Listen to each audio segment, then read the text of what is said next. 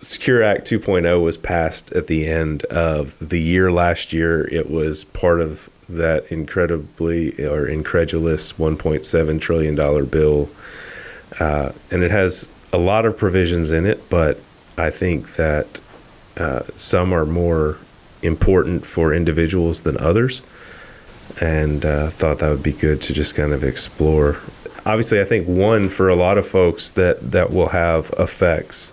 It really, like most things, gets broken down into two categories: folks that are accumulating wealth, and then folks that are in the decumulation stage or the retirement type stage.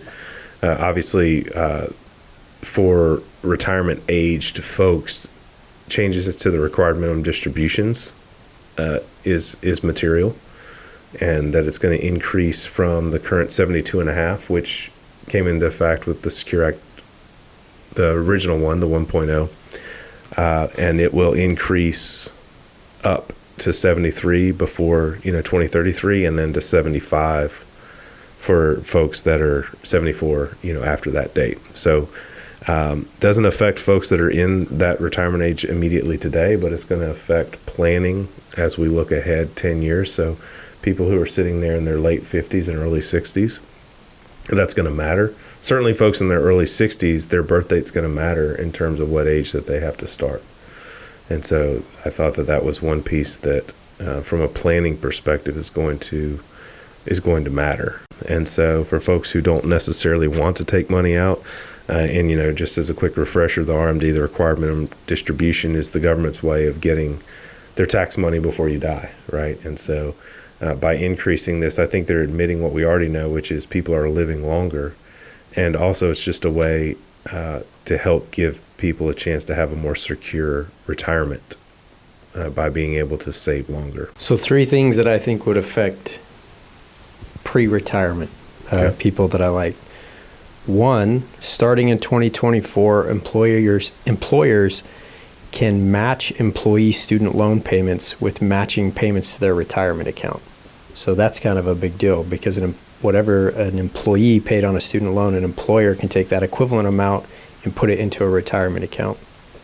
So that's an interesting change. Yeah, and because currently, right, in order for an employer to give you a match, you have to contribute to that retirement plan, right? And so what they're saying here is, hey, we recognize that the burden that folks have with student loans, and as a way to be able to still pay off their student loans and have something contributed for them, now they don't have to contribute themselves to the 401k, but I guess they'll have to provide some kind of evidence or something. Now the employer can still do that match on their behalf, where before we were seeing folks who aren't saving in retirement plans because they're paying off their student loans. And so, yeah, I think that's a huge benefit. And I'm sure that's the response to people saying, well, I have all this student loan debt. I can't save for retirement, or I can't buy a house. I can't afford to have kids or whatever. And this is at least one thing related to retirement accounts. The other one that's interesting, and I think people probably think about this, what if I did save for college, like in a 529? And now the new rule is that after 15 years, those 529 plan assets can be rolled into a Roth IRA for the beneficiary. And that's a pretty interesting thing too. There's some rules around that, but that you can actually take those funds that were set aside for college expenses, or just education, I guess, related expenses, and can put it into a Roth IRA. Is that because of the downturn in people going to college now and not having that other education? I think that's more of people set aside money for college. You put it into this account, and then what happens if you get a scholarship or you don't spend it all, right? And so what if there's some money still left there? Now, you can't just, depending how big the account is, you can't just move it all into a Roth. You still have your annual limits. So like this year would be $6,500 if somebody's younger than 50. So if you had $50,000 even in this 529 left over, you could only transfer up to $6,500 from that, because it's still within the annual limits for those contributions. And I think total, you can't do more than $35,000 out of the 529 into there. But that's into the Roth IRA. Yeah. But that's a pretty amazing thing when you consider that Previously, that there was no option like that, right? So that's, and probably again gets to people who are saying, well, I saved money for college or higher education or whatever, and I don't feel like I have as much money for retirement saving. And now you can literally take those excess funds and move it in. It's kind of a cool thing for people who might fit into that group, right? And I imagine that's going to be people who are going to really be in like that 30 to 45 age range. That's where they're going to start hitting that, because you have to have a 529, and then you've got to be 15 years past when you'd be using it.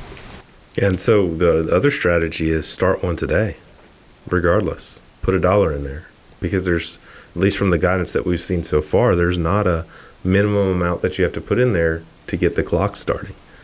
So go ahead, open one up, put $100 in there, put $1 in there, whatever, and now the clock's starting.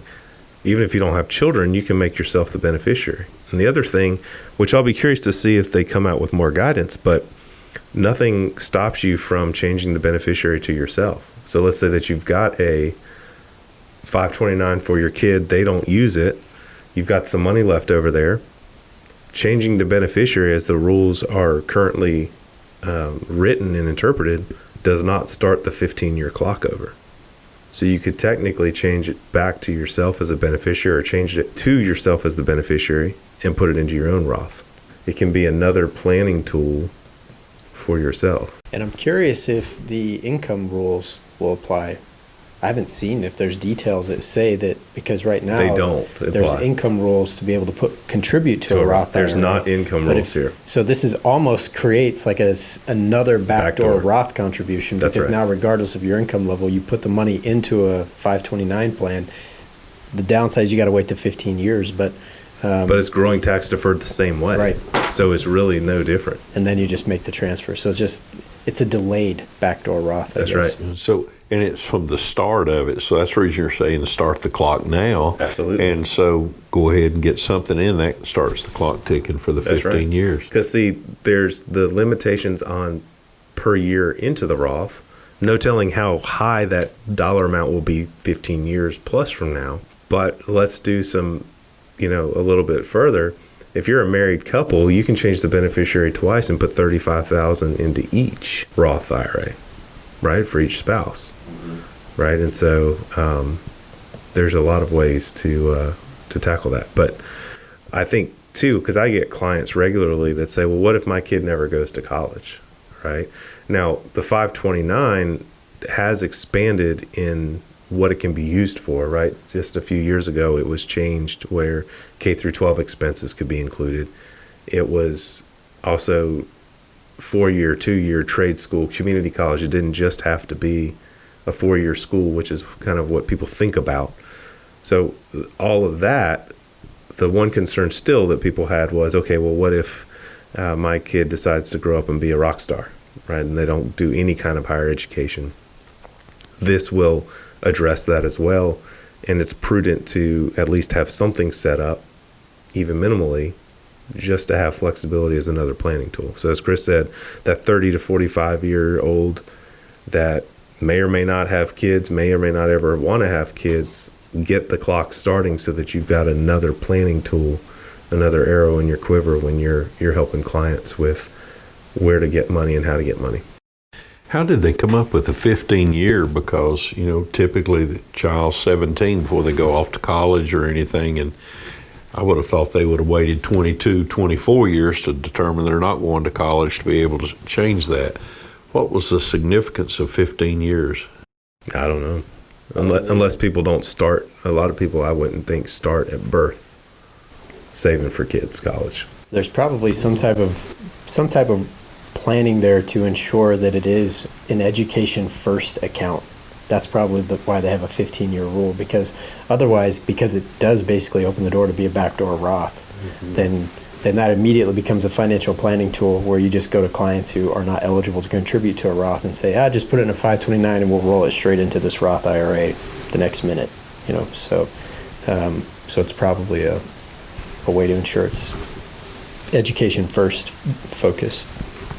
Okay, so what was the third thing? The third one that I think is really interesting is an emergency savings plan. So employers can actually offer an employee benefit now where employees can put in up to $2,400 or $2,500. $2,500 a year. And that's indexed for inflation, so that will go up. So they can put $2,500 a year into an emergency fund without paying taxes. That's tax deferred.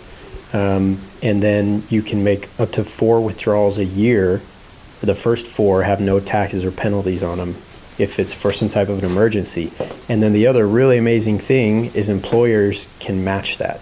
So it literally means that you could set aside $2,500 a year, and if you had an employer that agreed to do that, you could be setting $5,000 a year aside as an emergency fund. That's tax deferred income, right? So that's pretty amazing that I think a lot of people have already been trying to find ways to take advantage of things like HSAs for health spending, and now you even have an account so you can save money tax deferred for like childcare and stuff. But now you can even do it for your emergency fund. Unfortunately, it's probably an incentive because in general, people have done such a poor job of saving for emergencies. Because you see those studies that like 2/3 of Americans have like less than $1,000 in their savings account. But this does open the door, at least for employers to be able to help. It does say that the contributions must be made on an after-tax basis. What, so they're not tax deferred? Oh, they're designated like a Roth account. That's right. So it has to be contributed after tax, but then it can come out tax-free. So it's designated like a Roth account. So how would the employer give it? You would put $2,500 of your own after-tax money in, and the employer would tax that same thing. Okay. No, they would put it in after tax as well. Right. Because another piece to this, right, is now employers, because up until this point, employers only contributed pre-tax to matches. With this new legislation, they will be able to contribute Roth dollars essentially for matches. I'd be curious to see what types of options they have for saving those funds.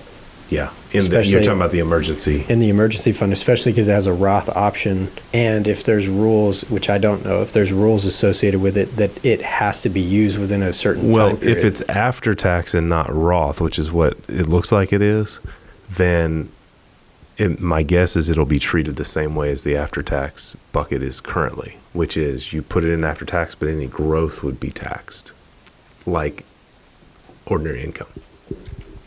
So that's why when you're doing a mega backdoor, right, or a super or Roth or whatever, you put it in after tax and you convert it before there's any growth, and that way you truly don't have any taxes on it. Well, I think all 3 of those things, emergency savings, student loan debt, the match, and the 529 plan, all those would relate to people who are early and mid-career even. Oh, and so which is a bunch of changes separate, because a lot of the changes in 2.0 seem related to retirement, RMDs, and when, age changes, but those 3 would all be they could have a big impact on early and mid-career. So as an employer, the main takeaways for the Secure Act are understanding the rules and the compliance around adhering to those rules as a fiduciary, and then most importantly, making sure that your employees understand the opportunities that they have and how they can take advantage of those for their financial future.